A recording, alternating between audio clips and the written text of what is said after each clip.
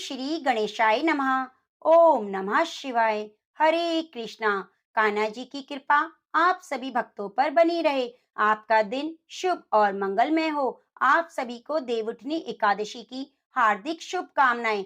आज के दिन ही भगवान अपनी 4 माह की योग निद्रा से जागृत होते हैं, तो आज देव उठनी एकादशी के महापर्व पर मैं आपको सुनाने जा रही हूँ एकादशी व्रत की संपूर्ण कथा, तुलसी महात्म्य की कथा, कार्तिक स्नान की कथा और साथ ही कार्तिक मास महात्म्य में श्री कृष्ण और सत्यभामा का संवाद। तो आप सभी कथा को पूरा पूरा जरूर सुनना। और कथा सुनने से पहले आपसे निवेदन है, कमेंट बॉक्स में लक्ष्मीपति नारायण के अनंत स्वरूपों की जय, तुलसी शालिग्राम की जय जरूर लिखिए। और आप सभी का दिल से धन्यवाद कि आप हमारे चैनल पर प्रसारित कथाओं को बहुत श्रद्धा से सुनते हैं और कमेंट बॉक्स में भगवान का जयकारा जरूर लगाते हैं। तो भगवान आपकी सभी मनोकामनाएं पूरी करें। आप चैनल को सब्सक्राइब जरूर कीजिए और बगल में बनी घंटी को दबाना ना भूलें। तो आइए सबसे पहले सुनते हैं गणेश भगवान की कथा, उसके बाद सुनेंगे एकादशी व्रत की संपूर्ण कथा। एक तालाब में एक मेंढक और मेंढकी रहा करते थे। मेंढकी हमेशा सुबह जल्दी उठती और तालाब से बाहर आकर पाल पर बैठ जाती। सवा पहर दिन चढ़ने तक गणेश जी की पूजा करती। मेंढकी का इस तरह गणेश जी की पूजा करना मेंढक को बिल्कुल भी अच्छा नहीं लगता। वह कहता कि कौन है गणेश जी, मैं तो किसी गणेश जी को नहीं जानता। गार खाती है ना मिट्टी, भूखी प्यासी पाल पर बैठी रहती है। मुझे देखो कितना हट्टा कट्टा हूँ, कोई विनायक की पूजा नहीं करता। पर मेंढकी पर मेंढक की बातों का कोई असर नहीं होता। मेंढक रोजाना इसी तरह चिल्लाता रहता। तो यह सुनते सुनते एक दिन गणेश जी भगवान नाराज हो गए। गणेश जी की माया से उसी तालाब पर राजा की एक दासी पानी भरने आती है और घड़े में जैसे पानी भरती है, मेंढक और मेंढकी पानी के साथ उस घड़े में चले जाते हैं। तो वे घर ले जाकर उस पानी के घड़े को भट्टी पर चढ़ा देती है और नीचे आग जला देती है। तो जैसे ही पानी गर्म होता है, मेंढक तो बुरी तरह से जलने लगता है और जोर जोर से चीखने लगता है। मेंढकी अपने गणेश भगवान की पूजा में लगी रहती है। तो वह कहता है कि मेंढकी, मैं तो गर्म पानी में जल रहा हूँ, तुम आराम से बैठी हो। तो वह बोली, नहीं, मैं तो बिल्कुल नहीं जल रही, मुझे तो ठंडी ठंडी हवा आ रही है। तो मेंढक कहने लगा, कैसी बातें कर रही हो, घड़े के अंदर पानी उबल रहा है और तुम कह रही हो कि मुझे तो ठंडी ठंडी हवा आ रही है। मेंढकी कहने लगी, मैं तो गणेश जी की पूजा करती हूँ, गणेश भगवान मेरी रक्षा करते हैं। तो ये सुनकर मेंढक कहने लगा, आज तू तेरे गणेश जी का ध्यान कर, हम इस मुसीबत से छूट जाएं तो हमारी जान बच जाए। फिर आज के बाद मैं भी तुम्हारे साथ रोजाना सवा पहर दिन चढ़ने तक गणेश जी की पूजा किया करूंगा। तब तक कुछ नहीं खाऊंगा, पूजा करने के बाद ही गार मिट्टी खाया करूंगा। तो मेंढक के कहने पर मेंढकी ने मन ही मन गणेश जी का स्मरण किया। तो गणेश जी की माया से वहां दो सांड लड़ते लड़ते आए और मटके से टकराकर मटका फूट गया। मेंढक मेंढकी बाहर निकल आए, तालाब में पहुंच गए। अब मेंढक को गणेश जी की माया समझ आ गई। वह भी रोजाना मेंढकी के साथ सवा पहर दिन चढ़ने तक तालाब की पाल पर बैठकर गणेश भगवान की पूजा अर्चना किया करता। गणेश जी महाराज, जैसे आपने मेंढक मेंढकी की रक्षा करी, वैसे हमारी और हमारे परिवार की करना, सुख सौभाग्य समृद्धि देना। तो प्रेम से बोलिए गणेश महाराज जी की जय। भगवान लक्ष्मी नारायण के चरणों का ध्यान करते हुए सबसे पहले सुनते हैं देव उठनी एकादशी की कथा। पौराणिक कथा के अनुसार एक राज्य में सभी लोग एकादशी का व्रत रखते थे। उस नगर में किसी भी व्यक्ति को उस दिन पशु पक्षी को अन्न नहीं दिया जाता था। एक समय ऐसा हुआ कि किसी दूसरी जगह का व्यक्ति राजा के दरबार में पहुंचा और नौकरी देने की प्रार्थना करने लगा। तब राजा ने कहा कि नौकरी तो ठीक है, लेकिन शर्त यह है कि माह में 2 दिन एकादशी के व्रत के दिन अन्न नहीं मिलेगा। राजा ने नौकरी की यह शर्त बताई तो उस व्यक्ति ने नौकरी के लिए राजा की शर्त मान ली। अगले माह एकादशी व्रत था। उस दिन उसे अन्न नहीं मिला, उसे फलाहार की सामग्री दी गई। वह राज दरबार में पहुंचा और राजा से कहने लगा, फलाहार से उसका पेट नहीं भरेगा, उसे अन्न चाहिए, वह अन्न नहीं खाएगा तो उसके प्राण निकल जाएंगे। वह राजा के सामने गिड़गिड़ाने लगा। राजा ने उस व्यक्ति को नौकरी की शर्त याद दिलाई, फिर भी वह राजा से अन्न की मांग करता रहा। उसकी स्थिति को देखकर राजा ने उसे अन्न देने का आदेश दिया। उसे आटा, चावल, दाल मिल गया। वह नदी के तट पर पहुंचा और सबसे पहले स्नान किया, फिर भोजन तैयार करने लगा। जब खाना बन गया तो उसने भगवान से प्रार्थना की कि भोजन तैयार है, आप भोजन ग्रहण करें। उसकी प्रार्थना सुनकर भगवान विष्णु अपने चतुर्भुज स्वरूप में पीले वस्त्र धारण किए प्रकट हुए। उसने प्रभु के लिए भोजन परोसा। भगवान विष्णु अपने उस भक्त के साथ भोजन करने लगे। भोजन के बाद भगवान अपने लोक वापस और वह व्यक्ति अपने काम पर चला गया। जब अगली एकादशी आई तो उसने राजा से कहा उसे दोगुना अन्न चाहिए। पहली एकादशी पर वह भूखा ही रहा, क्योंकि उस दिन साथ में भगवान ने भी भोजन किया। उतने अन्न से दोनों भोजन की व्यवस्था नहीं हो पाई। उसकी बात सुनकर राजा अचरज में पड़ गया। राजा ने कहा, तुम्हारी बात पर विश्वास नहीं होता कि तुम्हारे साथ भगवान भोजन करते हैं, तो सभी एकादशी का व्रत करते हैं, पूजा पाठ करते हैं, लेकिन आज तक भगवान ने दर्शन नहीं दिए। इस पर नौकर ने राजा से कहा कि आपको विश्वास ना हो तो आप साथ चलकर स्वयं ही देख लीजिए। एकादशी के दिन राजा एक पेड़ के पीछे छिप गया। नौकर ने हमेशा की तरह नदी में स्नान किया और भोजन तैयार कर दिया। उसने कहा, भगवान भोजन तैयार है, आप भोजन ग्रहण करें। इस बार भगवान नहीं आए। उसने कई बार पुकारा, लेकिन भगवान नहीं आए। तब उसने कहा, यदि आप नहीं आएंगे तो वह इस नदी में कूदकर जान दे देगा। उसने फिर भगवान को पुकारा, लेकिन भगवान नहीं आए। वे नदी में कूदने आगे बढ़ा, तभी भगवान प्रकट हो गए और रोक लिया। वे उसके साथ बैठकर भोजन किया। उसके बाद उसे अपने विमान में बिठा लिया और अपने साथ अपने धाम लेकर चले गए। यह देखकर राजा को ज्ञान हुआ कि मन की शुद्धता के साथ ही व्रत और उपवास का फल मिलता है। उसके बाद से राजा भी पवित्र मन से व्रत और उपवास करने लगा। जीवन के अंत में उसे भी स्वर्ग की प्राप्ति हुई। प्रेम से बोलो लक्ष्मी नारायण भगवान की जय हो। तो अगर आपने अभी तक कमेंट बॉक्स में ओम नमो भगवते वासुदेवाय नमः नहीं लिखा तो जरूर लिखिए। एक राजा था, उसके राज्य में प्रजा सुखी थी। एकादशी को कोई भी अन्न नहीं बेचता था, सभी फलाहार करते। एक बार भगवान ने राजा की परीक्षा लेनी चाहिए। भगवान ने एक सुंदरी का रूप धारण किया और सड़क पर बैठ गए। तभी राजा उधर से निकला और सुंदरी को देखकर चकित रह गया। उसने पूछा, हे सुंदरी, तुम कौन हो और इस तरह यहाँ क्यों बैठी हो? तब सुंदर स्त्री बने भगवान बोले, मैं निराश्रित हूँ, नगर में मेरा कोई जाना पहचाना नहीं, किससे सहायता मांगू? राजा उसके रूप पर मोहित हो गया।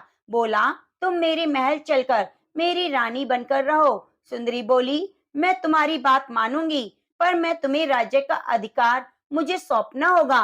राज्य पर मेरा पूर्ण अधिकार होगा। मैं जो भी बनाऊंगी तुम्हें खाना होगा। राजा उसके रूप पर मोहित था, अतः उसने उसकी सभी शर्तें स्वीकार कर ली। अगले दिन एकादशी थी। रानी ने हुक्म दिया कि बाजार में अन्य दिनों की भांति ही अन्न बेचा जाए। घर में मांस मच्छी पकाई और परोसकर राजा को खाने के लिए कहा। यह देखकर राजा बोला, रानी, एकादशी है, मैं तो केवल फलाहारी करूंगा।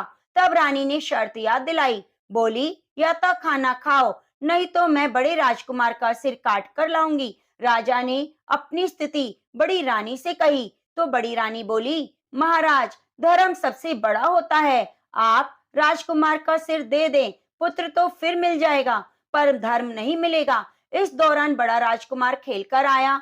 माँ की आंखों में आंसू देखकर वह रोने का कारण पूछने लगा, तो माँ ने उसे सारी वस्तु स्थिति बता दी। तब वह बोला, मैं सिर देने के लिए तैयार हूँ, पिताजी के धर्म की रक्षा होगी। राजा दुखी मन से राजकुमार का सिर देने को तैयार हो गया। रानी के रूप में भगवान विष्णु ने प्रकट होकर असली बात बताई। राजन, तुम इस कठिन परीक्षा में पास हुए। भगवान ने प्रसन्न मन से राजा से वर मांगने को कहा। तो राजा बोला, आपका दिया सब कुछ है, हमारा उद्धार करें। उसी समय वहां एक विमान उतरा। राजा ने अपना राज्य पुत्र को सौंप दिया और विमान में बैठकर परम धाम को चले गया। ऐसा भी कहते हैं, जो इस कथा में कोई भी व्यक्ति सच्चे मन से सुनता है तो उस व्यक्ति को यम की यातना नहीं सहनी पड़ती। अब आइए सुनते हैं तुलसी विवाह से जुड़ी हुई शिव पुराण की कथा। शिव पुराण के अनुसार शंखासुर नामक राक्षस था। शंखासुर ने तीनों लोकों में उत्पात मचाया हुआ था। तभी सभी देवताओं के आग्रह करने पर भगवान विष्णु ने उस राक्षस से युद्ध किया और यह युद्ध कई वर्षों तक चला। युद्ध में वह असुर मारा गया। इसके बाद भगवान विष्णु विश्राम करने चले गए।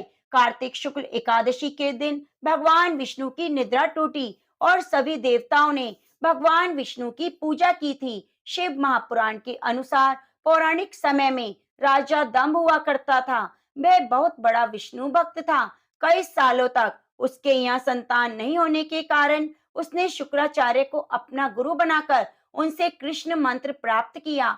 यह मंत्र प्राप्त करके उसने पुष्कर सरोवर में घोर तपस्या की। भगवान विष्णु उसकी तपस्या से प्रसन्न हुए और संतान प्राप्ति का वरदान दे दिया। भगवान विष्णु के वरदान से राजा दंभ के यहाँ एक पुत्र ने जन्म लिया। इस पुत्र का नाम शंखचूड़ रखा गया। बड़ा होकर शंखचूड़ ने ब्रह्मा जी को प्रसन्न करने के लिए पुष्कर में घोर तपस्या की। उसकी तपस्या से प्रसन्न होकर ब्रह्मा जी ने उसे वरदान मांगने को कहा। तब शंखचूड़ ने वरदान मांगा कि वह हमेशा अजर अमर रहे, कोई भी देवता उसे मार ना पाए। ब्रह्मा जी ने उसे वरदान दे दिया और कहा कि वह बद्री वन में जाकर धर्मध्वज की पुत्री तुलसी जो तप कर रही है उससे विवाह कर ले। तो शंखचूड़ ने वैसा ही किया।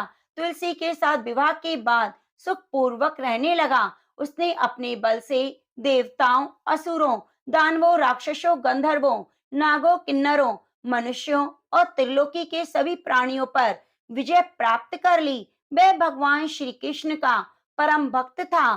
शंखचूड़ के अत्याचारों से सभी देवता परेशान होकर ब्रह्मा जी के पास गए और ब्रह्मा जी उन्हें विष्णु जी के पास ले गए। भगवान विष्णु ने कहा, शंखचूड़ की मृत्यु भगवान शिव के त्रिशूल से ही होगी, अतः आप उनके पास जाइए। भगवान शिव ने चित्ररथ नामक गण को अपना दूत बनाकर शंखचूड़ के पास भेजा।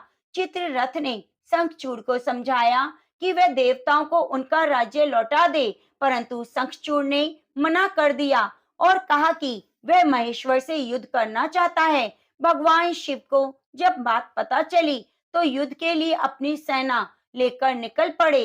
इस तरह देवता और दानवों में घमासान युद्ध हुआ, परंतु ब्रह्मा जी के वरदान के कारण शंखचूड़ को देवता नहीं हरा पाए।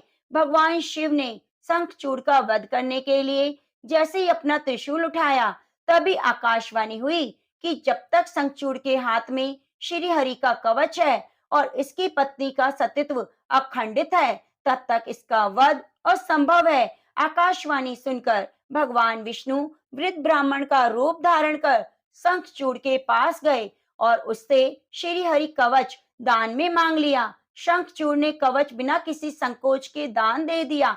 इसके बाद भगवान विष्णु शंखचूड़ का रूप धारण कर तुलसी के पास गए। शंखचूड़ रूपी भगवान विष्णु ने तुलसी के महल में द्वार पर जाकर अपनी विजय होने की सूचना दी। यह सुनकर तुलसी बहुत प्रसन्न हुई और पति रूप में आए भगवान का पूजन किया, भ्रमण किया। ऐसा करते ही तुलसी का सतीत्व खंडित हो गया। भगवान शिव ने युद्ध में त्रिशूल से शंखचूड़ का वध कर दिया। तब तुलसी को पता चला कि वे उनके पति नहीं हैं, बल्कि भगवान विष्णु हैं। क्रोध में आकर तुलसी ने कहा, आपने छल पूर्वक मेरा धर्म नष्ट किया तो मेरे पति को मार डाला, अतः मैं आपको श्राप देती हूँ, आप पाषाण होकर धरती पर रहें। तब भगवान विष्णु ने कहा, देवी, तुमने मेरे लिए भारतवर्ष में रहकर बहुत दिनों तक तपस्या की। तुम्हारा यह शरीर नदी रूप में बदलकर गंडकी नामक नदी के रूप में प्रसिद्ध होगा। तुम पुष्पों में श्रेष्ठ तुलसी का वृक्ष बन जाओगी और सदा मेरे साथ रहोगी। तुम्हारे श्राप को सत्य करने के लिए मैं पाषाण शालिग्राम बनकर रहूंगा कि नदी के तट पर मेरा वास होगा। देव उठनी एकादशी के दिन भगवान शालिग्राम और तुलसी का विवाह संपन्न कर मांगलिक कार्यों का प्रारंभ किया जाएगा। हिंदू धर्म मान्यता के अनुसार इस दिन तुलसी शालिग्राम विवाह करने से अपार पुण्य की प्राप्ति होती है। यह भी कहा जाता है कि अगर देवउठनी एकादशी के दिन भगवान विष्णु को एक तुलसी का पत्ता चढ़ाया जाए तो 1000 गोदान के बराबर पुण्य फल प्राप्त होता है। इसलिए इस दिन भगवान विष्णु को जितना ज्यादा हो सके तुलसी का पत्ता जरूर अर्पित करें, तुलसी दल जरूर अर्पित करें। तो प्रेम से बोलिए तुलसी शालिग्राम भगवान की जय। अब आइए सुनते हैं एकादशी माता की कथा। इस कथा को सुनने से ही हमारा व्रत पूर्ण माना जाता है। एक बार एक बूढ़ी माँ ने एकादशी का उपवास रखा। बड़ी ही भक्ति भाव से एकादशी माता की पूजा किया करती थी। वो बूढ़ी हो चुकी थी, उन्हें वृद्ध अवस्था में कोई भी वस्तु नहीं चाहिए थी जो एकादशी का उपवास रखती, क्योंकि एकादशी का उपवास रखने से तो श्री हरि की कृपा से सब कुछ मिल जाता है। वह बूढ़ी माँ तो अपने बच्चों के लिए, अपने परिवार के लिए, सुख सुविधा के लिए इस कठिन व्रत को रखती थी। वे दिन भर तो बड़ा कठिन व्रत करती और अपनी प्यास को किसी तरह से रोकी रही, क्योंकि एकादशी के व्रत में जल की एक बूंद भी ग्रहण नहीं करती थी। द्वादशी को ही जल पीकर अपने व्रत का पारण किया करती थी। दिन भर उन्होंने किसी भी प्रकार अपने मन को संयमित रखा, पूजा पाठ की, व्रत की कथा को पढ़ती सुनती रही। फिर पंडित जी को मिट्टी के एक पात्र में भरकर पानी और मौसमी फल दान दिए। दोना भरकर शक्कर भी वितरित की। उन्हें गर्मी के कारण बड़ी बेचैनी हो रही थी। एक तो निराहार और निर्जल रहकर उपवास रखा था और उनको प्यास भी अधिक सता रही थी। इस कारण उन्होंने सोचा चलो पानी में बैठूं, इससे शायद थोड़ी शांति मिले। ऐसा सोचकर वह पानी में बैठी रही। पानी में बार बार कुल्ला करती रही, हाथ मुंह धोती रही। तब कहीं जाकर उन्हें थोड़ा चैन मिला। एक तो तेज धूप पड़ रही थी, इस कारण बार बार बूढ़ी माँ का मुंह सूखा जा रहा था। बूढ़ी माँ बड़ी बेचैन हो रही थी। एक तो बुढ़ापा, दूसरी भयंकर गर्मी। बुढ़ापे की स्थिति तो कुछ ऐसी ही होती है, बड़ी मुश्किल से धीरज बन पाता है। अब किसी प्रकार पूरा दिन कट गया। अब बूढ़ी माँ के सामने पहाड़ से लंबी रात थी, जिसका कट पाना बड़ा मुश्किल दिखाई दे रहा था। चारपाई पर पड़ी हुई माँ को किसी भी प्रकार की शांति नहीं मिल रही थी। बार बार प्यास के मारे गला सूख रहा था। हर प्रकार से बेचैन होकर करवटें बदलती रही। कई बार उठकर घर के बाहर जाती, फिर अंदर आती। न उन्हें घर में शांति थी, न बाहर ही मिल रही थी। वे एकादशी माता को याद कर रही थी और मन में ध्यान कर रही थी, हे माता, आज मेरी लाज रखिएगा। आप मुझे शक्ति दीजिए ताकि मैं भली भांति आपका व्रत रख सकूं। यह पहाड़ सी रात चैन से बीत जाए। प्यास के कारण बूढ़ी माँ की बेचैनी तो बढ़ रही थी। उन्होंने धैर्य रखने का बहुत प्रयास किया, लेकिन आखिरकार उनकी सहनशीलता टूट पड़ी। घबराकर प्यास के मारे एकदम चिल्ला पड़ी, बचाओ बचाओ। बूढ़ी माँ का चिल्लाना सुनकर उसके परिवार के सभी सदस्य आसपास इकट्ठा हो गए। बूढ़ी माई की चारपाई के आसपास पहुंच गए। अम्मा जी, क्या हुआ? आप क्यों चिल्ला रही हैं? जब आपसे व्रत नहीं रखा जाता तो आपने इतना कठिन व्रत क्यों किया? अम्मा जी, अगर शरीर में ताकत है तभी भक्ति हो पाएगी। और पानी पी लीजिए। बूढ़ी माँ अपने परिवारजनों से बोली, मेरे तो प्यास के मारे प्राण निकले जा रहे हैं। जरा जल्दी से मेरी छाती पर ठंडे पानी का घड़ा रख दो। अब दो नातियों ने दौड़कर दादी की छाती पर ठंडे पानी का बर्तन रख दिया।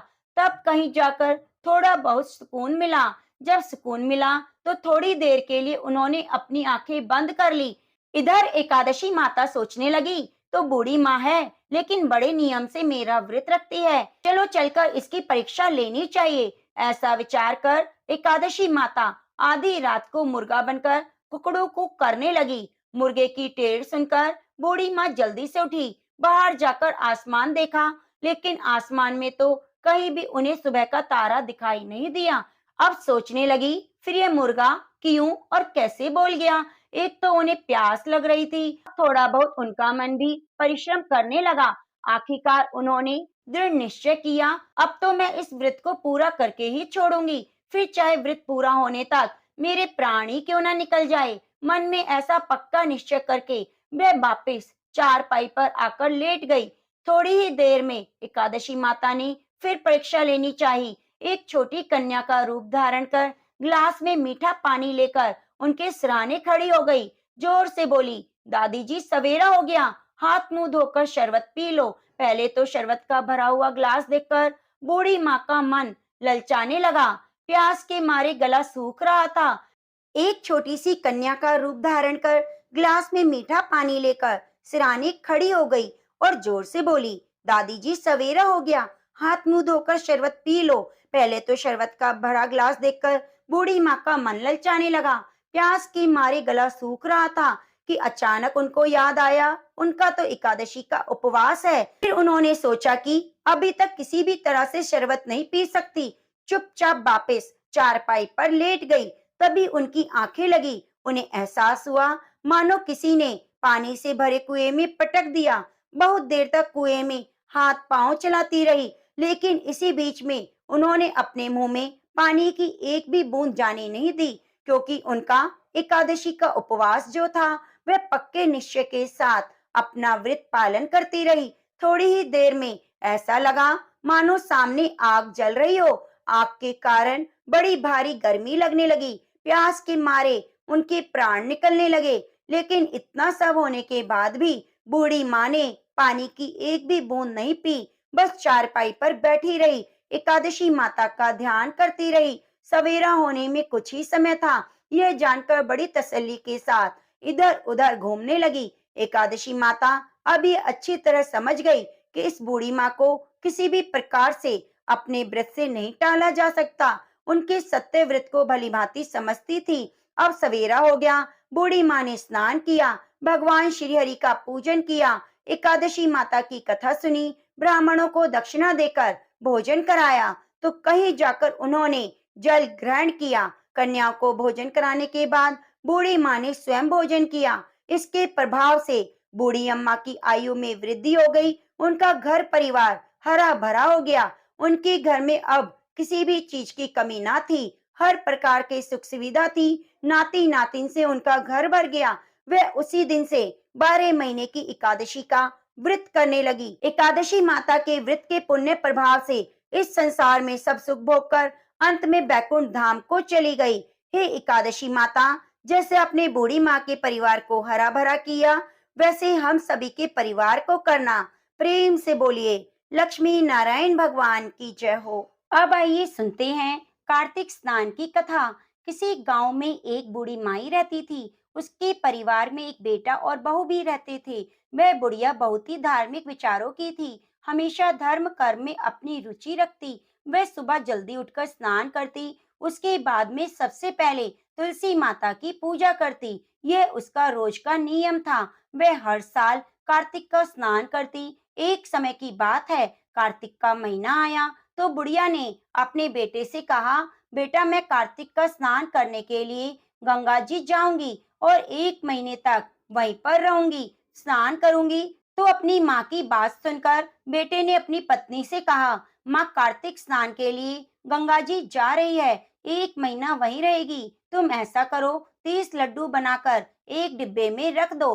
रोजाना स्नान और पूजा पाठ के बाद आराम से माँ वह लड्डू खा लेगी। यह सुनते ही उसकी बहू को गुस्सा आ गया। अपने पति को कुछ नहीं बोली, बोला ठीक है रख दूंगी। बुढ़िया अपने जाने के लिए कुछ कुछ जरूरी सामान, कपड़े आदि लगाने लगी, तो बहू ने लाकर एक डिब्बा अपनी सास को दे दिया और कहा, लो माँ जी, आपके बेटे ने कहा है तो मैं आपके लिए ला दिया। अब ना उसने कहा कि इसके अंदर कुछ नहीं है। आपके बेटे ने तो लड्डू बनाने को कहा था, पर मैं तो खाली डिब्बा लेकर आई, ऐसा तो हुआ ही नहीं। अब वह चुपचाप अपनी सास को डिब्बा पकड़ाकर चली गई, तो उसकी सास बहुत खुश हुई। खुशी खुशी वह डब्बा अपने थैले में रख लेती है और अपने बेटे के साथ चल देती है।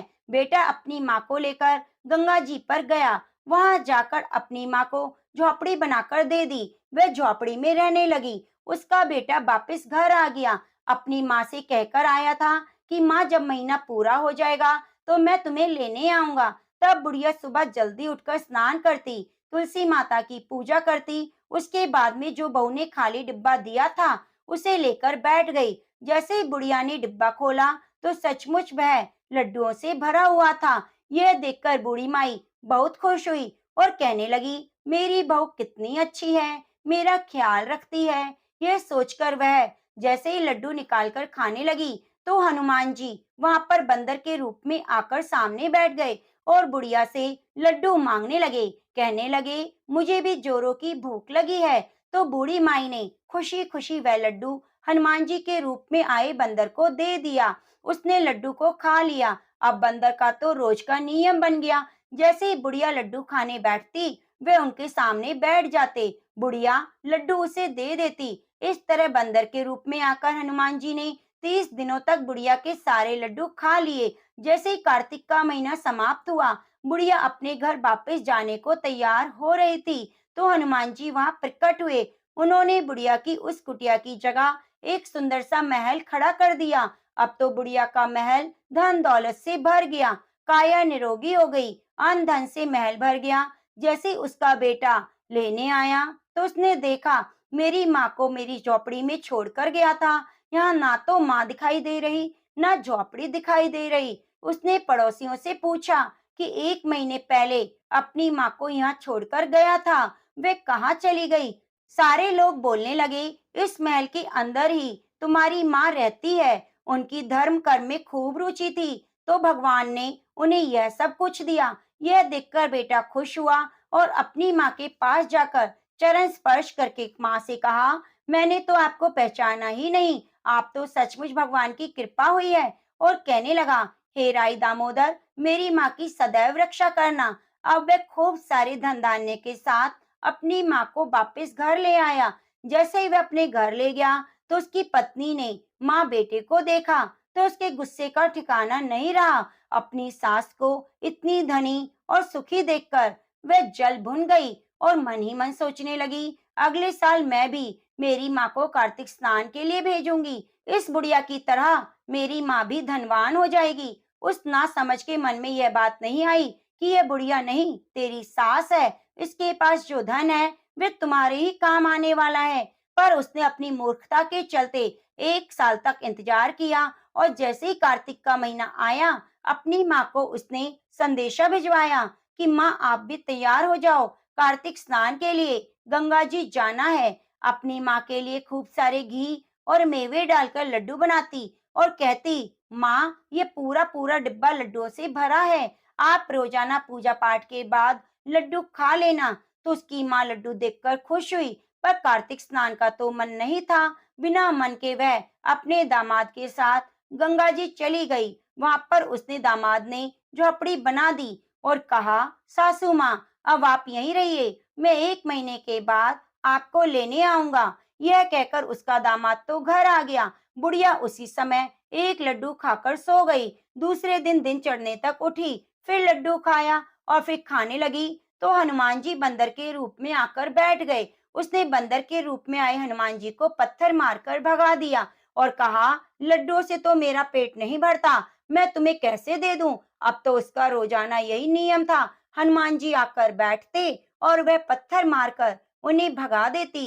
कुछ दिन में 4 लड्डू खाती, फिर वापस सो जाती, कोई पूजा पाठ नहीं करती। ऐसा करते करते कार्तिक का महीना बीत गया। हनुमान जी प्रकट हुए और बहू की माँ की जो झोपड़ी थी, वह पूरी तरह से नष्ट हो गई। अब कार्तिक का महीना समाप्त होते ही बहू ने अपने पति से कहा, तुम जल्दी जाओ, मेरी माँ इंतजार कर रही होगी, मेरी माँ को गाजे बाजे के साथ लेकर आना।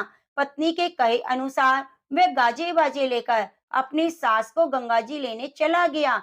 वहां जाकर उसने देखा, झोपड़ी की जगह तो कूड़े कचरे का ढेर है। उसकी सास डोकर बनकर खड़ी है।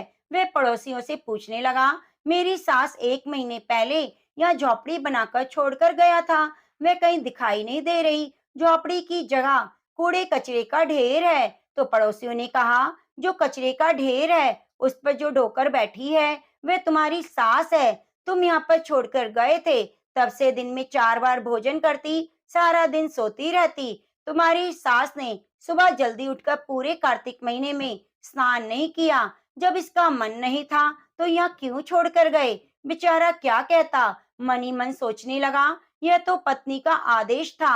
अब वह अपनी सास को घर लेकर रवाना हुआ। घर पर उसकी पत्नी अपनी माँ का बेसब्री से इंतजार कर रही थी कि मेरी माँ आएगी और खूब सारा धन लेकर आएगी, लेकिन यह क्या, पतिदेव अकेले निराश और साथ में डोकर बनी माँ को अपनी हालत में लेकर आ रहे हैं। उसे बहुत दुख हुआ। वह अपने पति से कहने लगी, मेरी माँ की यह हालत कैसे हुई? उसने बताया, तुम्हारी माँ की धर्म कर्म में रुचि नहीं थी, कार्तिक स्नान के लिए तुमने जबरदस्ती भेजा। तो वह कहने लगी, मुझे क्या पता था, मैं तो सोच रही थी कि मेरी माँ भी धनवान हो जाएगी। मेरी माँ तो आगे से ही गई, अब ये कैसे सही होगा? ये सोचते हुए दोनों पति पत्नी विद्वान पंडितों के पास गए और जाकर पूछा, पंडित जी, मेरी माँ कार्तिक स्नान करने गई, वह धनवान बनकर आई थी। अब की बार सास गई, वह ढोकर बनकर आई, झोपड़ी की जगह कूड़े कचरे का ढेर हो गया। अब आप बताइए क्या करें? तब इस पर विद्वान पंडितों ने सोच विचार कर बताया, तुम्हारी माँ ने सच्चे मन से कार्तिक का स्नान किया, पूरे महीने भूखी रही, अपने हिस्से के लड्डू को वे हनुमान जी के रूप में आए बंदर को खिला देती। तो बहू मनी मन सोचने लगी, बुढ़िया के पास लड्डू कहाँ से आए, मैंने तो खाली डिब्बा भेजा था। तब विद्वान पंडितों ने बताया, इसीलिए तुम्हारी माँ पर कार्तिक देवता का आशीर्वाद है। तुम्हारी सास ने पापी मन से कार्य किया, जल्दी उठना तो क्या, कार्तिक के महीने में एक भी दिन स्नान नहीं किया, चार चार लड्डू खाती और दिन भर सोती रहती। हनुमान जी बंदर के रूप में सामने आए, पत्थर मारकर भगा दिया।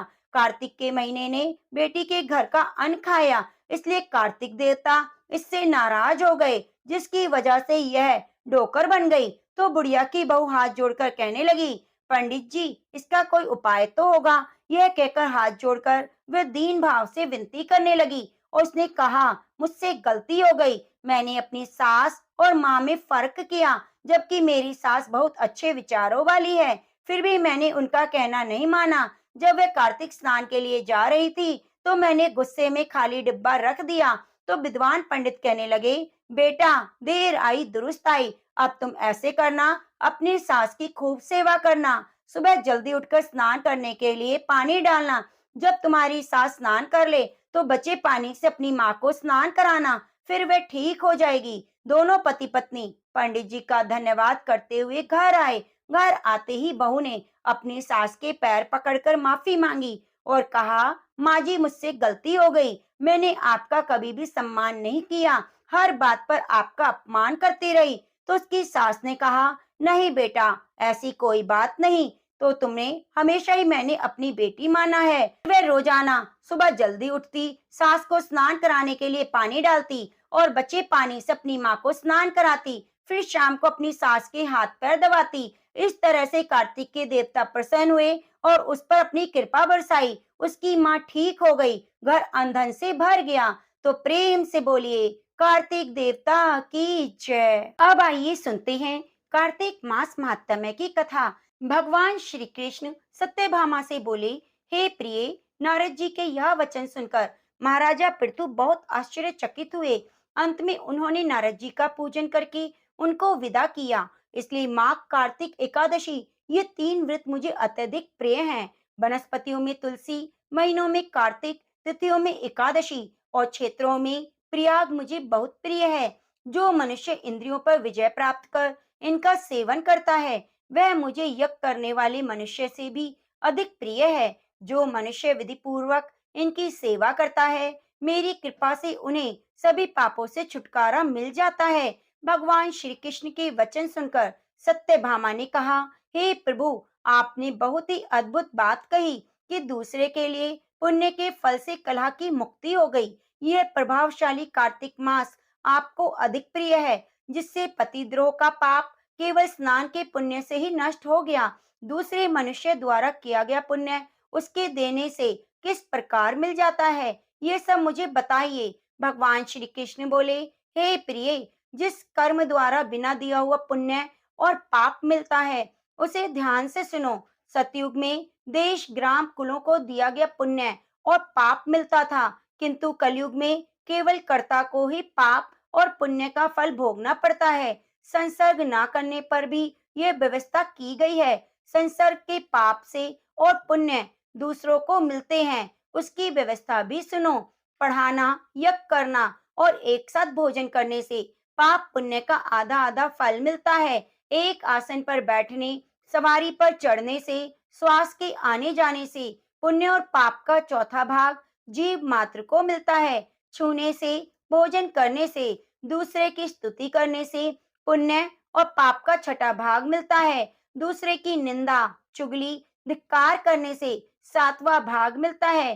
पुण्य करने वाले मनुष्य की जो सेवा करता है वह सेवा का भाग लेता है और अपना पुण्य उसे देता है। नौकर और शिष्य के अतिरिक्त जो मनुष्य दूसरे की सेवा करवाकर उसे पैसा नहीं देता, वह सेवक उसके पुण्य का भागी होता है। जो व्यक्ति पंक्ति में बैठे हुए भोजन करने वालों की पत्तल लांघता है, वह उसे अपने पुण्य का छठवां भाग देता है।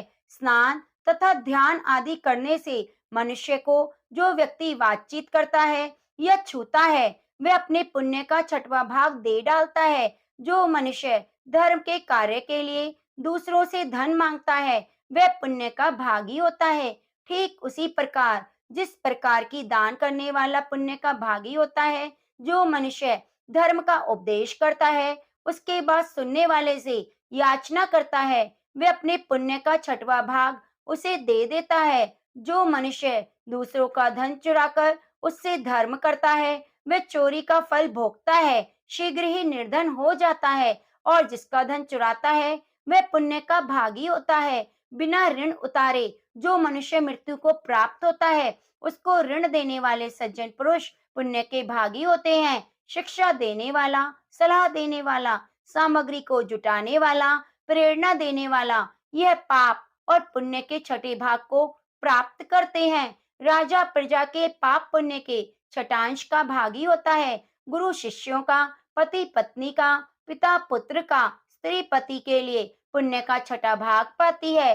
पति को प्रसन्न करने वाली आज्ञाकारी स्त्री पति के लिए पुण्य का आधा भाग लेती है। जो पुण्यात्मा पराये लोगों को दान करते हैं, वे उनके पुण्य का छठा भाग प्राप्त करते हैं। जीविका देने वाला मनुष्य जीविका ग्रहण करने वाले मनुष्य के पुण्य के छठे भाग को प्राप्त करता है। इस प्रकार दूसरों के लिए पुण्य और पाप बिना दिए भी दूसरे को मिल सकते हैं, किंतु यह नियम मैंने बतलाए हैं, ये कलयुग में लागू नहीं होते।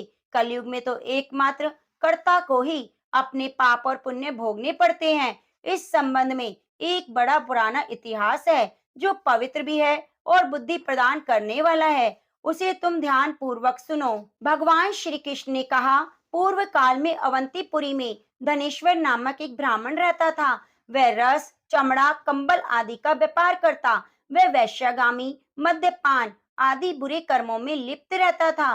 चूंकि वह रात दिन पाप में रत रहता था, इसलिए वह व्यापार करके नगर नगर घूमता था। एक दिन वह क्रय विक्रय के कार्य से घूमता हुआ महिष्मतीपुरी में जा पहुंचा, जो राजा महिष ने बसाई थी। वह पाप नाशनी नर्मदा सदैव शोभा पाती है। उस नदी के किनारे कार्तिक का व्रत करने वाले बहुत से मनुष्य अनेक गांवों से स्नान करने के लिए आए हुए थे। धनेश्वर ने उन सबको देखा और अपना सामान बेचता हुआ वह भी 1 मास तक वहीं रहा। वह अपने माल को बेचता हुआ नर्मदा नदी के तट पर घूमता हुआ स्नान, जप और देव अर्चना में लगे हुए ब्राह्मणों को देखता और वैष्णवों के मुख से भगवान विष्णु के नामों का कीर्तन सुनता। वह वहां रहकर उनको स्पर्श करता रहता, उनसे बातचीत करता।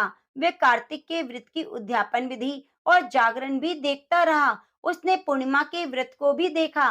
वे व्रती ब्राह्मणों और गौओं को भोजन करा रहे हैं, उनको दक्षिणा आदि भी दे रहे हैं। उसने नित्य प्रति भगवान शंकर की प्रसन्नता के लिए दीपमाला देखी।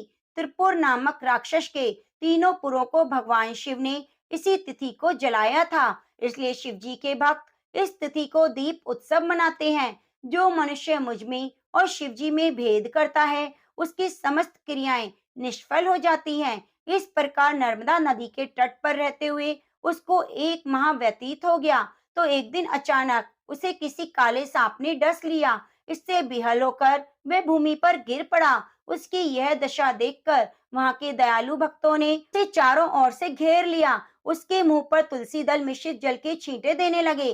जब उसके प्राण निकल गए, तब यमदूतों ने आकर उसे बांध लिया और कोड़े बरसाते हुए उसे यमपुरी ले गए। उसे देखकर चित्रगुप्त ने यमराज से कहा, इसने बाल्य अवस्था से लेकर आज तक केवल बुरे कार्य ही किए हैं। इसके जीवन में तो पुण्य का लेश मात्र भी दृष्टिगोचर नहीं होता। यदि मैं पूरे 1 वर्ष तक भी आपको सुनाता रहूं, तो इसके पापों की सूची समाप्त नहीं होगी। यह महापापी है, इसको 1 कल्प तक घोर नरक में डालना चाहिए। चित्रगुप्त की बात सुनकर यमराज ने कुपित होकर काल नेमी के सामने अपना भयंकर रूप दिखाते हुए अपने अनुचरों को आज्ञा देते हुए कहा, हे प्रेत सेनापतियों, इस दुष्ट को मुदगरों से मारते हुए कुंभी पाक नरक में डाल दो। सेनापतियों ने मुदगरों से उसका सिर फोड़ते हुए कुंभी पाक नरक में डालकर खोलते हुए तेल के कढ़ाई में डाल दिया।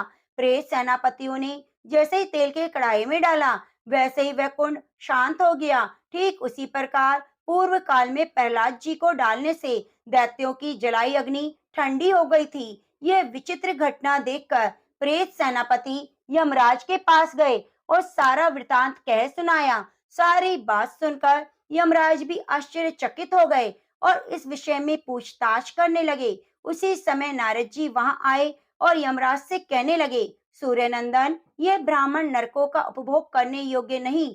जो मनुष्य पुण्य कर्म करने वाले लोगों का दर्शन, स्पर्श और उनके साथ वार्तालाप करता है, वह पुण्य का 6वां अंश प्राप्त कर लेता है। यह धनेश्वर तो 1 मास तक श्री हरि के कार्तिक व्रत का अनुष्ठान करने वाले असंख्य मनुष्यों के संपर्क में रहा और पुण्य का भागी हो गया। इसको अनिच्छा से पुण्य प्राप्त हुआ, इसलिए यह यक्ष की योनि में रहे और पाप भोग के रूप में सब नरक का दर्शन मात्र कर यम यातना से मुक्त हो जाए। भगवान श्री कृष्ण ने कहा, सत्यभामा, नारद जी के इस प्रकार कहे चले जाने के बाद धनेश्वर को पुण्यात्मा समझते हुए यमराज ने दूतों को नरक दिखाने की आज्ञा दी। तो प्रेम से बोलिए, कार्तिक मास की जय हो। अगला अध्याय सुनने के लिए आप हमारे चैनल को सब्सक्राइब जरूर कीजिए और बगल में बनी घंटी को दबाना ना भूलें।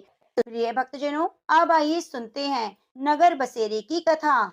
2 दोस्त थे, एक जाट का और एक भाट का। जाट का चला अपनी बहन के और भाट का चला सासरे। रास्ते में कुएं की पाल पर दोनों बैठ गए। जाट का बोला, नगर बसेरा कर ले। भाट का बोला, तू नगर बसेरा कर, मैं तो सासरे जा रहा हूँ, मेरी वहाँ खूब खातिर होगी, सो तू कर। जाट कुएं की पाल पर बैठकर पानी की घंटी और चावल का दाना लेकर आराम करने लगा और कहने लगा, नगर बसेरा जो करे सो मल धोवे पाँव। ताता मांडा तापसी देगी मेरी माँ, माना देगी मावसी देगी द्वारका का वास। मीठा मीठा घास वृंदावन का वास, 5 कुलटी 6ठी रास, मेरो जुबड़ो श्री कृष्ण के पास। डालू पानी हो जाए घी, झट से निकल जाए मेरा जी। ऐसा कहकर वह चल पड़ा। जाट की बहन ने पूरा चावल परोस कर खूब बातचीत की। भाट जब अपने ससुराल पहुंचा तो आग लगी पाई। आग बुझाते बुझाते उसका मुंह भी काला हो गया, हाथ भी, और रोटी मिली न पानी। पड़ोसन आई और बोली कि जवाई आया है, उसकी पूछ कर लो। सास ने कहा, क्या करूं, मेरा तापड़ा भुपता चला गया। पड़ोसन ने रोटी और छाछ दी, उसे खा ली। शाम को दोनों फिर मिले। जाटके ने पूछा, क्या हुआ?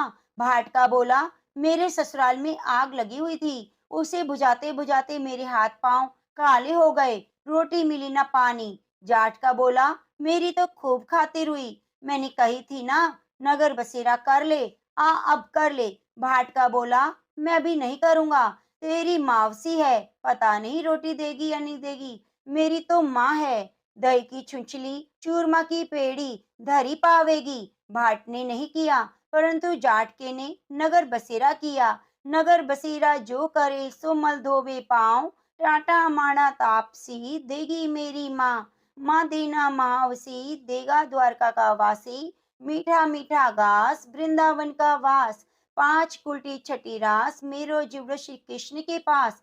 डालू पानी हो जाए घी, झट से निकल जाए मेरा जी, करके चल पड़ा। जाट जब घर पहुंचा तो उसकी मावसी ने खूब लाड प्यार किया। भाट जब घर पहुंचा तो उसकी भैंस खो गई। बाप एक लाठी धरे एक उठावे, बोला कि ससुराल गया तो वहां आग लगा दी, यहाँ आया तो भैंस खो दी, ले भैंस खोज कर ला, तभी रोटी पानी मिलेगी। भाट भैंस को सारा दिन ढूंढता रहा, परंतु भैंस नहीं मिली। बाजार में फिर दोनों मिले तो जाट ने पूछा, क्या खबर है? भाट बोला, मेरे घर पहुंचते ही भैंस खो गई। उसी दिन से ढूंढ रहा हूँ, रोटी का ठिकाना नहीं। जाट बोला, मैंने तो कहा था ना, नगर बसेरा कर ले। भाट का बोला, तेरे नगर बसेरे में इतना गुण है तो अब कर लेता हूँ। दोनों नगर बसेरा करने लगे। नगर बसेरा जो करे सो मल धोवे पाँव, टाटा माना तापसी देगी मेरी माँ। माँ देना मावसी द्वारका का नाथ, मीठा मीठा घास वृंदावन का बास। पांच उल्टी छठी रास मेरो जीव श्री कृष्ण के पास। डालू पानी हो जाए घी, झट से निकल जाए मेरा जी। ऐसा कहकर दोनों आगे चल दिए। थोड़ी दूर जाने पर भाट को अपनी भैंस मिल गई, लेकर घर आया। माँ ने कहा, लड़के को घर घुसते ही निकाल दिया। सारा दिन हो गया, भूखा मरता, उसकी खूब अच्छी तरह जिमाया। ससुराल में गया तो बोले, जमाई साहब बहुत दिनों में आए, कैसे हमारी बेटी को लेने के लिए? तो बोला, जब तो आया था जब आग लग रही थी। बोली कि आग लगाते क्यों आए हो? बेटी लेने आए हो, बेटी ले जाओ। खूब ले दे के विदा की। तो सारी नगरी में ढिंडोरा पिटवा दिया कि सब कोई कार्तिक मास में पीहर सासरे आते जाते नगर बसेरा जरूर करे। प्रेम से बोलिए, तुलसी शालिग्राम भगवान की जय हो, कार्तिक मास की जय हो। एक समय की बात है, किसी गांव में एक साहूकार रहता था। उसके एक बेटा और बहू थे। साहूकार के बेटे की बहू कार्तिक महीने में रोजाना सुबह जल्दी उठकर गंगा स्नान के लिए जाती। उसका नियम था कि वह कभी भी पराये पुरुष का मुंह नहीं देखती। एक राजा का बेटा भी सुबह सवेरे गंगा स्नान के लिए जाता। यह देखकर हैरान होता कि मैं बहुत जल्दी आता हूँ स्नान करने, लेकिन कोई तो है जो मुझसे भी पहले आकर स्नान करके चला जाता है। तो राजा का बेटा रोजाना सुबह जल्दी आने की कोशिश करता, और साहूकार की बहू उससे भी पहले स्नान करके चली जाती। ऐसा करते करते कार्तिक का महीना बीतने लगा। सिर्फ अंतिम 5 दिन बाकी बचे थे। साहूकार कहने लगा, अब तो मैं पता लगा कर रहूंगा कि कौन है इस तरह। वह सोचते हुए वो कार्तिक स्नान के लिए जा रहा था, तो साहूकार की बहू स्नान करके घर जा रही थी। जैसे ही साहूकार के बेटे की बहू को लगा कि कोई तो है, तो वह जल्दी जल्दी अपने घर जाने लगी। जल्दबाजी में उसकी माला मोजड़ी वहीं छूट गई, तो वह घर चली गई। और राजा का बेटा देखने लगा कि कोई तो था जो स्नान कर रहा था, अब कहाँ चला गया। इधर उधर देखने लगा, तभी उसकी नजर माला मोचड़ी पर पड़ी, तो उसने उठा ली और सोचने लगा, यह कोई औरत है जो मुझसे पहले स्नान करने आती है। जिस औरत की माला मोचड़ी इतनी सुंदर है, वह खुद न जाने कितनी सुंदर होगी। उसने पूरे गांव में मुनादी करवा दी कि जिसकी माला मोचड़ी है, वह 5 रात मेरे पास आएगी। अब राजा के बेटे का हुक्म था, तो कोई टाल नहीं सकता था और ना ही विरोध कर सकता था। तो सामने से साहूकार के बेटे की बहू ने कहलवा दिया, मैं 5 रात तो आऊंगी, लेकिन किसी को साख भरने के लिए बिठा देना। तो यह सुनकर राजा के बेटे ने एक तोते को पिंजरे में बंद करके गंगा किनारे पेड़ पर टांग दिया। बहू सुबह के समय आई, पहली पौड़ी पर पैर रखा और बोली कि हे कार्तिक के ठाकुर, राई दामोदर, पांचों पांडु, छठ नारायण, भीषम राजा, उस पापी को नींद आ जाए। तो इतना कहते ही राजा के बेटे को नींद आ गई। बहू सुबह नहा धोकर चलने लगी, तो तोते से कहने लगी, सुआ सुआ तेरे गल डालू हीरा मेरा, साख भरियो मेरा बीरा। सुआ बोला कि कभी कोई भाई भी अपनी बहन की साख भरता है क्या? तो वह कहने लगी, सुआ सुआ मैं सुबह तेरे पैरों में नेवर डालूंगी, साख भरियो मेरा देवर। तो सुए ने कहा, ठीक है भाभी, मैं आपकी साख भरूंगा। तो सुनकर वह बहुत खुश हुई और अपने घर चली गई। उसके जाने के बाद राजा का बेटा हड़बड़ाकर उठा और सुए से पूछने लगा, सुआ वो आई थी क्या, कैसी थी? सुआ बोला, आभा की बिजली, होली की झल, केला सी कामनी, गुलाब का सा रंग। तो ये सुनकर राजा का बेटा मन मचलने लगा और सोचने लगा कि मैं भी कैसा हूँ। वह आई और मैं सो गया, कल से मैं नींद नहीं लूंगा। अगले दिन राजा के बेटे ने सोचा कि आज मैं अपनी उंगली में चीरा लगा लेता हूँ ताकि मुझे नींद ना आए। तो अगले दिन राजकुमार ने अपनी उंगली चीरकर वहां बैठ गया। उंगली में बुरी तरह से दर्द हो रहा था, उसे नींद भी नहीं आ रही थी। उधर जैसे ही सुबह होने वाली थी, तो मुंह अंधेरे साहूकार की बेटे की बहू आई और भगवान से उसी तरह प्रार्थना करने लगी। कहने लगी कि हे कार्तिक के ठाकुर, राई दामोदर, पांचों पांडु, छठे नारायण, भीकम राजा, उस पापी को नींद आ जाए। तो राजा के बेटे को नींद आ गई और साहूकार के बेटे की बहू ने स्नान किया और जाते समय तोते के पास आई और कहने लगी, सुआ सुआ, तुम मेरी साख भरी हो, मैं तुम्हारे पैरों में नेवर डालूंगी। तो सुए ने कहा, ठीक है भाभी। तो ये सुनकर वह घर चली गई। उसके जाते ही राजा का बेटा नींद से जागकर बैठ गया। तो उसने तोते से पूछा, सुआ सुआ, वह आई थी क्या? सुए ने कहा, हाँ आई थी। तो राजकुमार सोचने लगा, मुझे क्या हो गया है, जब वो आती है मुझे नींद आ जाती है। आज मैं बिना बिस्तर के बैठूंगा, सारी रात बैठे बैठे बिताऊंगा। इस तरह तीसरे दिन साहूकार के बेटे की बहू स्नान करने आई और फिर भगवान से प्रार्थना की और राजकुमार को नींद आ गई। जब वह नहाकर जाने लगी तो वह आंख बंद करके चली गई। राजकुमार जब उठा तो वह जा चुकी थी। तो राजकुमार फिर से सोच में पड़ गया। वह सोचने लगा, आज मैं अंगीठी जलाकर बैठूंगा जिससे मुझे नींद ना आए। तो फिर वह रात को अंगीठी रखकर बैठ गया। साहूकार की बहू आई और वह भगवान से प्रार्थना करने लगी, भगवान आपने 3 रातें तो निकाल दी, अब चौथे दिन भी मेरी रक्षा करना। साहूकार के बेटे को नींद आ गई और साहूकार की बहू स्नान करके चली गई। तो आंख खुलते ही उसने देखा सुबह हो गई, वहाँ कोई नहीं था। वह सोचने लगा, आज की रात मैं बिल्कुल नहीं सोऊंगा, आज मैं अपनी आंखों में मिर्ची डालकर बैठूंगा ताकि मुझे नींद ना आए। तो साहूकार की बहू फिर आई। उसने भगवान से उसी तरह प्रार्थना की कि भगवान आज मेरा चौथा दिन है, आज भी मेरी लाज रखना। तो भगवान की कृपा से उसे नींद आ गई और वह स्नान करके चली गई। सुबह जब तोते से राजकुमार ने पूछा तो वही बात बताई, वह तो आई थी और स्नान करके चली गई। तो राजकुमार सोचने लगा कि आज मैं बिना बिस्तरे बिछाए गंगा किनारे बैठकर निगरानी करूंगा, आज जाने नहीं दूंगा, क्योंकि आज तो पांचवा और अंतिम दिन है। इस तरह विचार करके बैठ गया। साहूकार के बेटे की बहू आई और भगवान से प्रार्थना करने लगी कि भगवान आज तो पांचवा दिन है, मेरी रक्षा करना। तो वह पतिव्रता नारी थी और बड़े ही नियम से कार्तिक स्नान करती थी। तो भगवान ने उसकी मुराद सुन ली। उस दिन राजकुमार को नींद आ गई और वह स्नान करके आई और स्नान करके वापस जाने लगी। तो उसने अपनी आंखें बंद कर ली और तोते के पास आकर कहने लगी, सुआ सुआ, इस पापी को कह देना पांचों रातें पूरी हो चुकी हैं, अब वह मेरी माला मोचड़ी घर पर भिजवा दे। तो सुबह राजकुमार की आंख खुली। उसने तोते से पूछा, क्या वह आई थी? तो तोते ने कहा, हाँ आई थी और एक बात कह कर गई है। उसने कहा है, 5 रात पूरी हो गई, अब मेरी माला मोचड़ी भिजवा दो। यह सुनकर राजकुमार सोचने लगा, वह तो सच्ची थी, तभी तो भगवान ने उसका सत रखा। फिर राजकुमार भी अपने घर चला गया। कुछ समय के बाद में राजकुमार को कोढ़ हो गया और कोढ़ की वजह से राजकुमार का शरीर बुरी तरह से जलने लगा। वह बुरी तरह से चीखता चिल्लाता। तो राजा ने उसकी हालत देखी नहीं जाती। राजकुमार के एक बेटा था। जब भी किसी को वैद्य को बुलाते तो उसका इलाज करवाने की कोशिश करते, तो रोग उतना ही ज्यादा बढ़ जाता। यह देखकर वैद्य ने कहा, राजन, इसकी बीमारी हमारी समझ में नहीं आती, आप किसी अच्छे पंडित से पूछिए। तो राजा ने पंडितों को बुलाकर पूछा कि मेरे बेटे का शरीर क्यों जल रहा है। जैसे ही मैं इसका इलाज कराने की कोशिश करता हूँ, यह और ज्यादा जलने लगता है। बताओ इसका क्या कारण है?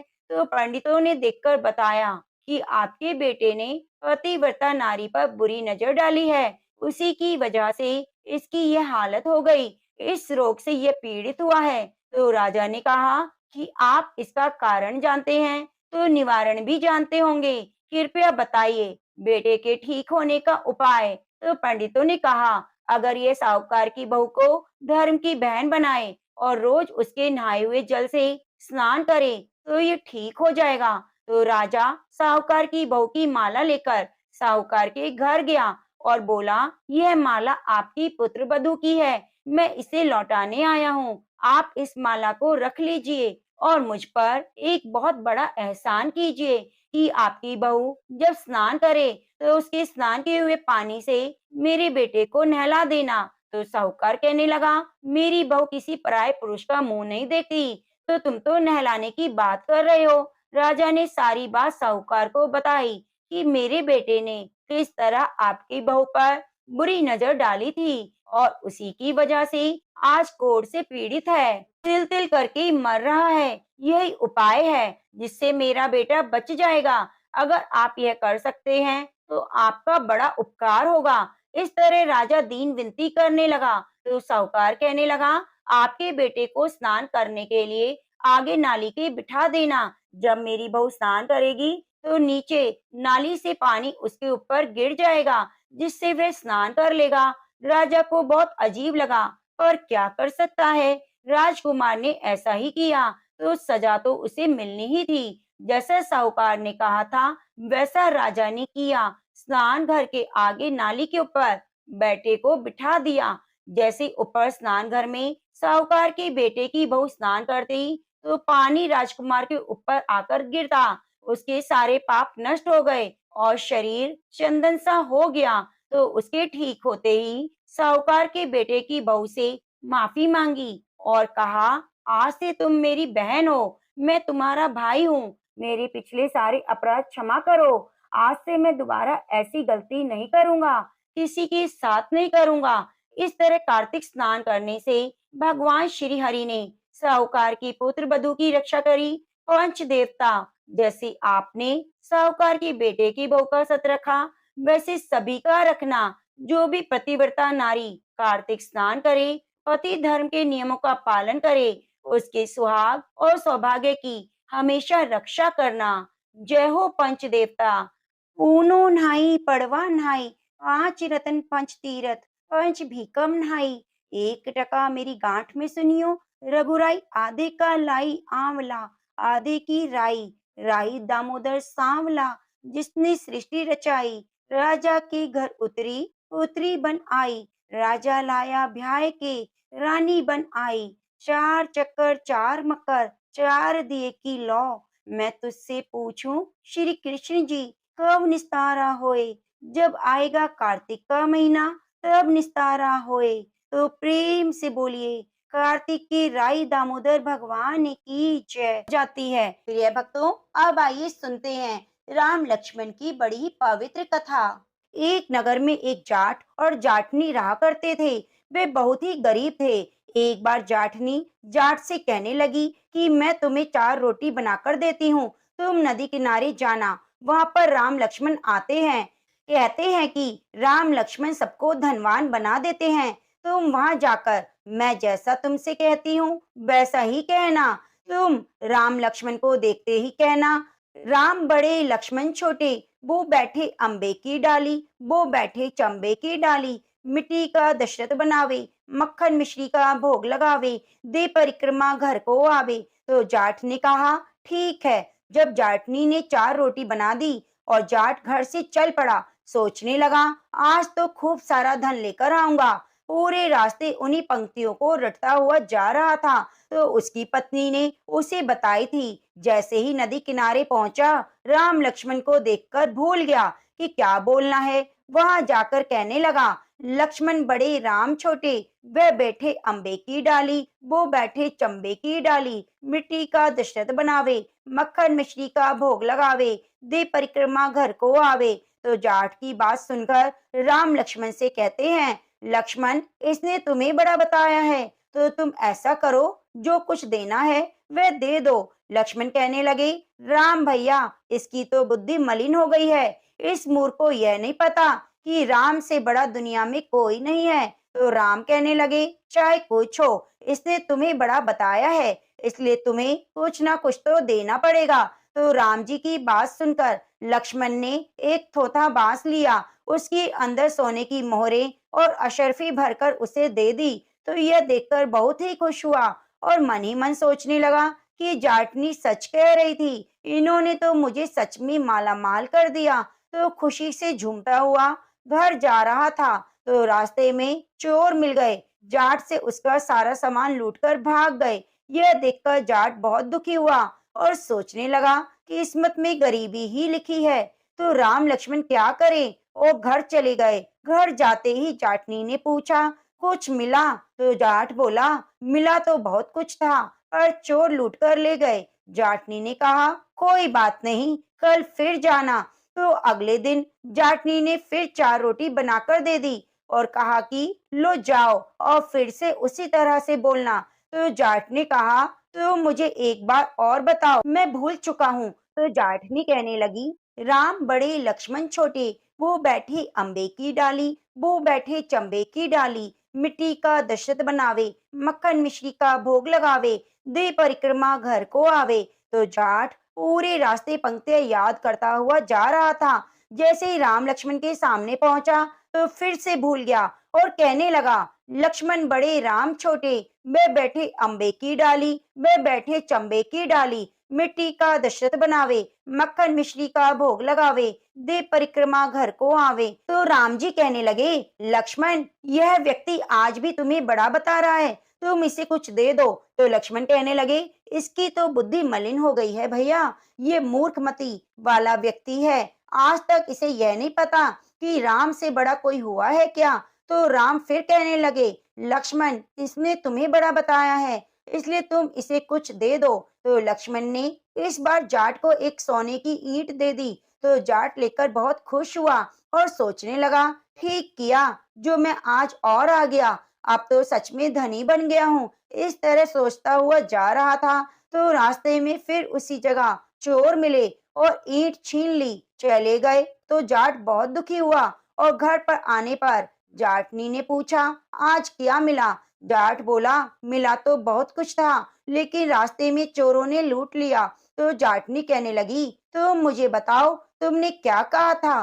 तो जाट कहने लगा, मैंने तो कहा था, लक्ष्मण बड़े राम छोटे, वह बैठे अम्बे की डाली, वह बैठे चंबे की डाली, मिट्टी का दशरथ बनावे, माखन मिश्री का भोग लगावे, दे परिक्रमा घर को आए। यह सुनकर जाटनी कहने लगी, तुम तो सच में भोले हो, कहीं राम से भी बड़ा कोई हुआ है क्या?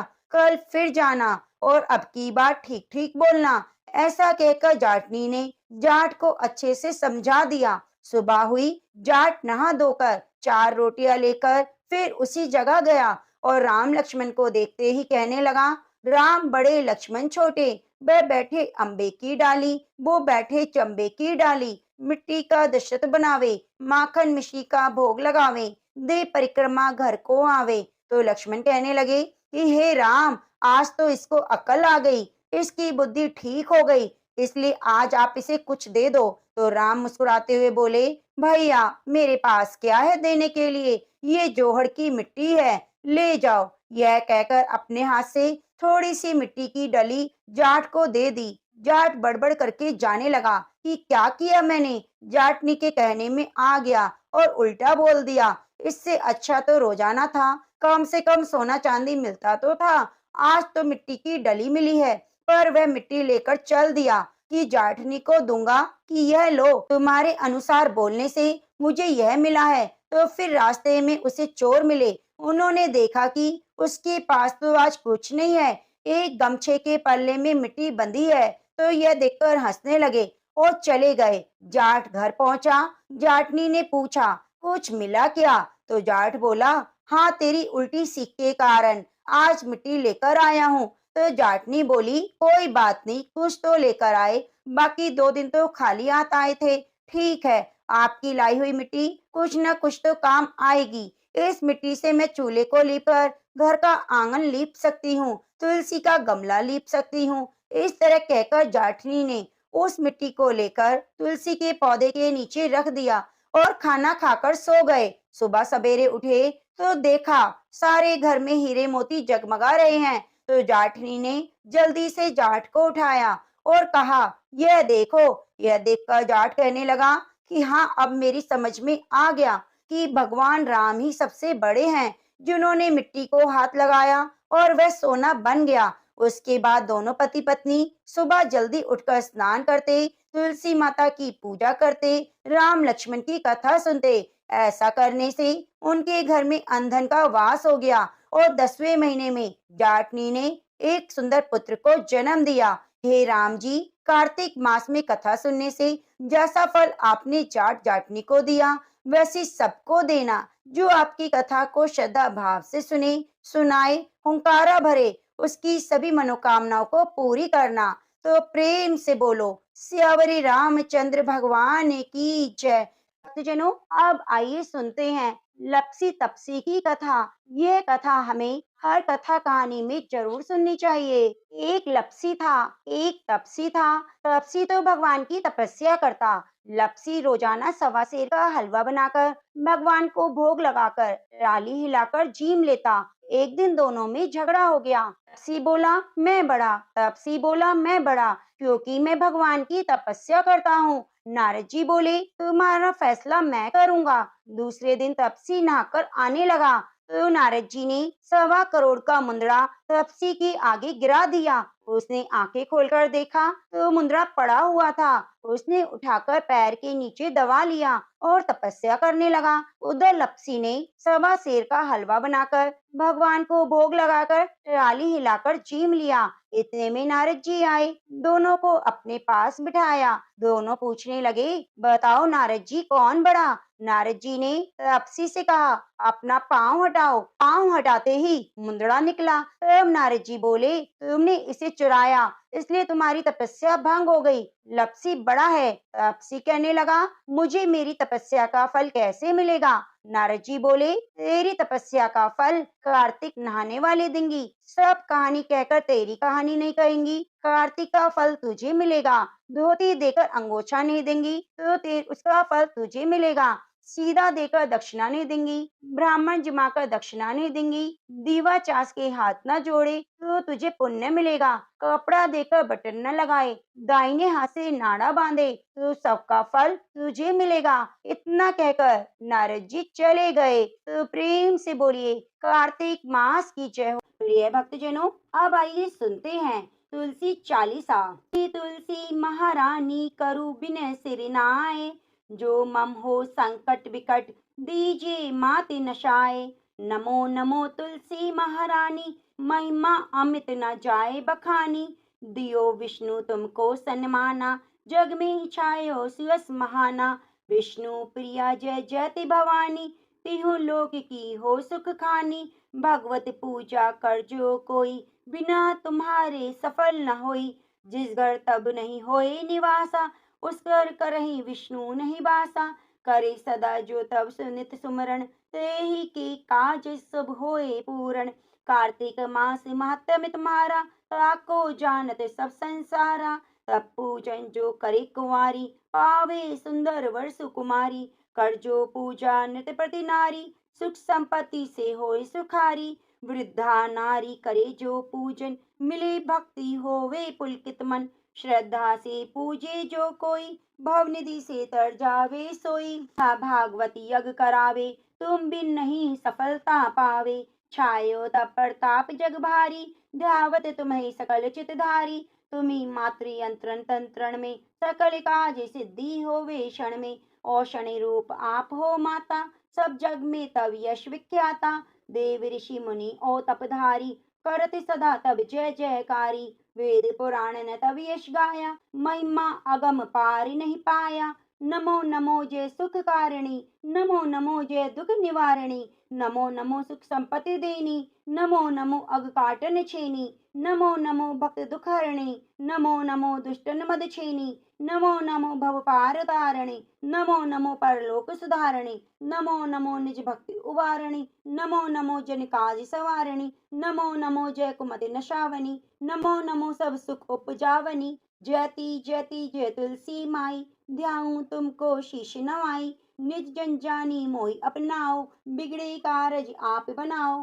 करो विनय मैं मात तुम्हारी, पूर्ण आश करो हमारी। शरण चरण कर जोरी मनाओ, निज दिन तेरे ही गुण गाओ।